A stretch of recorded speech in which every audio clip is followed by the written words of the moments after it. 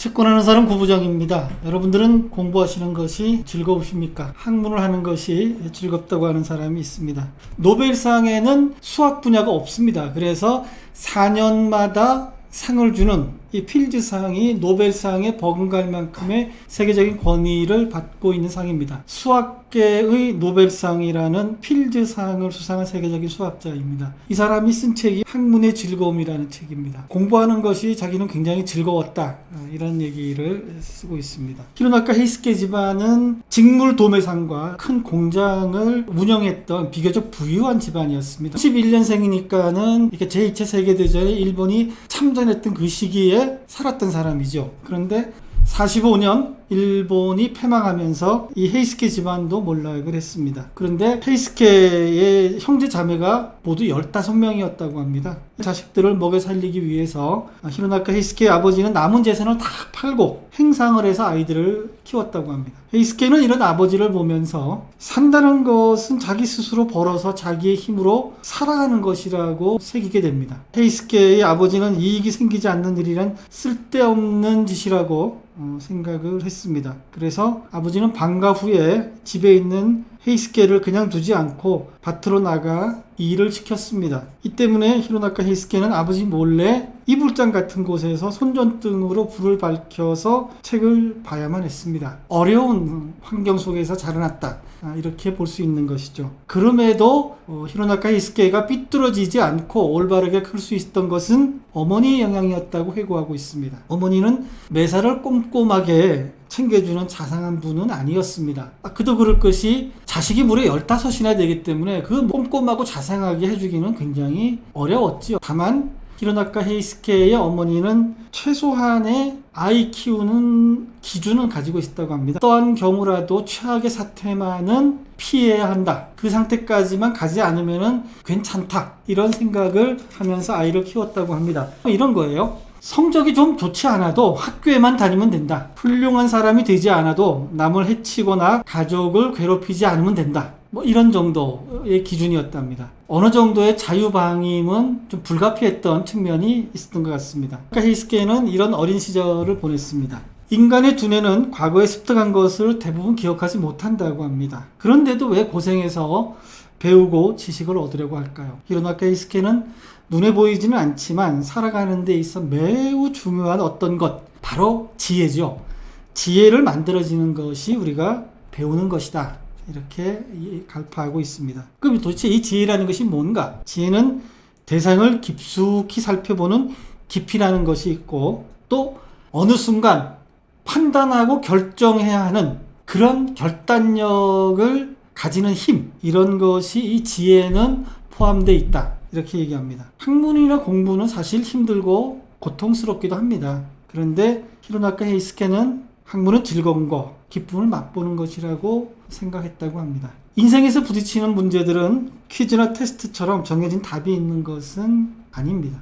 인생의 문제는 상당한 시간을 들이지 않으면 해결이 불가능한 뿐더러 문제 자체의 진위조차 파악하지 못하는 경우도 많습니다. 이렇게 쉽게 해결할 수 없는 문제라도 어느 순간에는 결단을 내려야 합니다. 불연속적인 것을 연속적인 것처럼 생각할 수 있는 비약이 필요한 때가 있습니다. 이런 비약은 인공지능이 할 수 없고 인간만이 할 수 있는 능력입니다. 이런 능력은 공부하는 과정을 통해서 만들어집니다. 히로나카 헤이스케는 이렇게 회고하고 있습니다. 중고등학교 시절은 전후 직후라서 학제도 불안정하고 입시 경쟁도 그렇게 심하지 않아서 좋아하는 공부를 할 수 있을 정도의 여유가 있었다고 회고하고 있습니다. 덕분에 수학도 기본을 철저히 할 수 있어서 수학의 본질을 알기 시작할 수 있었다, 이렇게 얘기하고 있습니다. 이렇게 예를 듭니다. 삼각형의 두 밑각이 각각 2등분하는 선을 그려서 각 선이 대변에 교차하는 점까지의 길이가 같을 때 이 삼각형이 이등변 삼각형임을 증명하라, 이런 문제가 고등학교에 나왔다고 합니다. 이 문제 하나만 가지고 2주 동안 이렇게 저렇게 고민하고 궁리해서 결국 이 문제를 푸는 해답을 서너 가지를 도출해낼 수 있었다, 이렇게 얘기하고 있습니다. 이러면서 참 수학이 재미있는 학문이고 공부라는 것이 재미있구나 라는 그 공부의 맛, 공부의 깊이를 깨달을 수 있었다고 쓰고 있습니다. 수학의 특징이란 무엇인가? 자기가 볼 때는 4가지 정도가 특징이다. 첫째, 정확한 기술이 요구된다. 방정식이든 미적분이든 정확히 풀지 않으면 성립되지 않는 학문이 수학이다. 그래서 정확한 기술이 필요하다. 이렇게 얘기합니다. 그리고 수학은 모든 과학의 기본이 되는 학문이다. 세 번째, 여러 가지 현상 속에 내재하는 공통된 개념이나 관점을 추상화시켜서 생각하는 것이 수학의 힘이다. 그리고 네 번째, 국제성을 들고 있습니다. 수학의 세계는 이해관계나 국력 등의 요인과 관계없이 완전히 자유롭고 개방적이다. 이 나라에서 수학의 법칙이 다르고 저 나라에서 수학의 법칙이 다르지 않다는 거예요. 세계 어디를 가더라도 수학은 똑같다. 원리는 똑같다. 아까 히스케는 1970년 40이 갓 되기 직전에 대수다양체의 특이점 해소 논문으로 필드상을 받습니다. 하버드에 가서 박사를 땁니다. 그러면서 미국의 학문, 미국이 어떤 나라인가를 배우게 되죠. 히로나카 헤이스케는 미국을 이렇게 얘기하고 있습니다. 누구도 상상하지 못했던 새로운 것을 창조해내고 있는 이유가 다양성을 중시하는 미국 특유의 실용주의와 결합하여 다양한 교육과정을 제공하기 때문이다. 이렇게 얘기하고 있습니다. 미국이 수학 분야에서도 우수한 성과를 내는 것은 수학이 자연과학의 한 분야라는 넓은 시야로 다양하게 접근하기 때문이다. 라고 생각하고 있습니다. 히로나카 헤이스케는 앞으로 우리에게 요구되는 것은 자기 자신이 판단력과 생각하는 힘이라고 생각하고 있습니다. 원리나 원칙에 맹목적으로 집착해서는 변화하는 상황에 대처하기가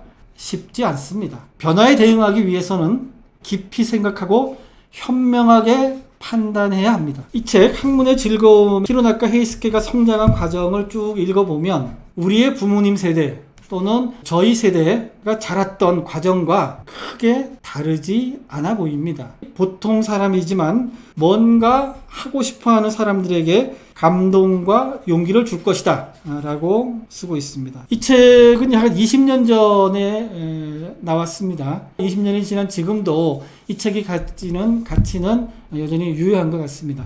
학문이란 무엇인가? 또 수학이란 무엇인가에 대해서 궁금증을 가지고 계시다면 히로나카 헤이스케의 책 학문의 즐거움 한번 읽어보시기 바랍니다.